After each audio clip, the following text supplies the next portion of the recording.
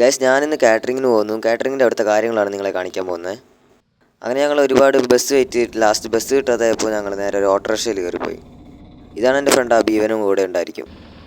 അങ്ങനെ കുറച്ച് നേരത്തെ യാത്രയ്ക്ക് ശേഷം ഞങ്ങൾ അവിടെ എത്തി കേട്ടോ. ഓട്ടോ ഇറങ്ങി കുറച്ച് ദൂരം നടക്കാനുണ്ട്. അങ്ങനെ നടന്നു പോയിക്കൊണ്ടിരിക്കുകയാണ് ഞങ്ങൾ. ഇതാണ് ഞങ്ങൾ പോയിക്കൊണ്ടിരിക്കുന്ന വഴി. ഈ ഒരു വഴിയിലൂടെ പോയിട്ട് വേണം ഞങ്ങൾക്ക് ഓഫീസിലെത്താൻ. അങ്ങനെ നടന്ന് ഞങ്ങൾ ഓഫീസിലെത്തി. ഈ കാണുന്നതാണ് ഓഫീസ്. ഇതാണ് അവിടുത്തെ പോസ്റ്ററും കാര്യങ്ങളൊക്കെ. ഞങ്ങൾക്ക് ഇന്ന് കാറ്ററിംഗ് ഓഡിറ്റോറിയത്തിലാണ്. അപ്പോൾ വണ്ടിയെ വെയിറ്റ് ചെയ്തിരിക്കുന്നതാണ് നിങ്ങൾ കാണുന്നത്. അങ്ങനെ വല്ലാണ്ടിരുന്ന് വെച്ചപ്പോൾ ഞങ്ങൾ ഓരോ ദോശ അങ്ങ് കഴിക്കാൻ പോയി. ദോശയ്ക്കാണെങ്കിൽ ഒടുക്കത്തെ വിലയും.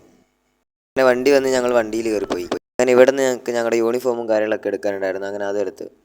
അങ്ങനെ ഈ കാണുന്നതാണ് ഞങ്ങൾ വർക്ക് ചെയ്യാൻ പോകുന്ന മഹൽ. ലിംഗമഹൽ എന്നാണ് ഇതിൻ്റെ പേര് വരുന്നത്. കാറ്ററിങ്ങിന് പോകുമ്പോൾ ഞങ്ങൾ എപ്പോഴും അവിടെ നോക്കുന്നത് അവിടുത്തെ ഡൈനിങ് ഹാളാണ്. ഇപ്രാവശ്യത്തെ ഡൈനിങ് ഹാൾ ഒരു രക്ഷയുണ്ടായിരുന്നില്ല. അത്ര അടിപൊളിയായിരുന്നു. ഇവിടെ എന്ന് പറയുമ്പോൾ ടേബിളിന് പകരം അവർ തന്നെ അവിടെ സെറ്റ് ചെയ്ത് വെച്ചേക്കുകയാണ്. ഡൈനിങ് ഹാൾ മാത്രമല്ല, അവിടുത്തെ കിച്ചണും അതുപോലെ ഈ സെർവ് ചെയ്യുന്ന ഭാഗവും എല്ലാം എടുത്തു പറയേണ്ട കാര്യമാണ്.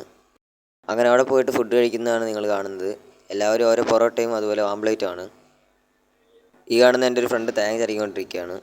അതിനിടയിൽ ഞങ്ങൾ ജസ്റ്റ് ഒന്ന് പുറത്ത് പോയി വന്നപ്പോഴാണ് ഈ ഒരു കാഴ്ച കണ്ടത്. ഒരു രക്ഷയില്ലാത്ത ഒരു മലയാണ് കാണുന്നത്. ചെറിയ മഴയൊക്കെ ഉണ്ടായിരുന്നു അവിടെ.